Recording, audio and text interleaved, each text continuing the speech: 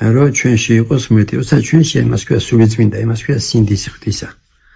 მაშინ შენ გაქვს საკუთარი ცოდვების ხედვა და თავისუფალი ხარ განკითხვისგან და ახლა კიდე მთელი საზოგადოება, ასაც ქართველები ქვია, დაავადებული ვართ განკითხვით. და ამ დროს შეიძლება მომყავს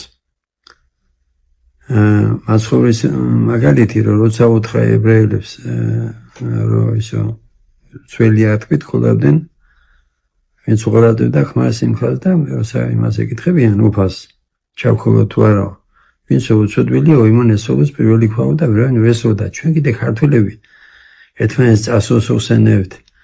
ერთმანეთს ესე იგი სხვადასხვა აზრების გამო, რა ვიცი, მოვლადეებს ვეძახით.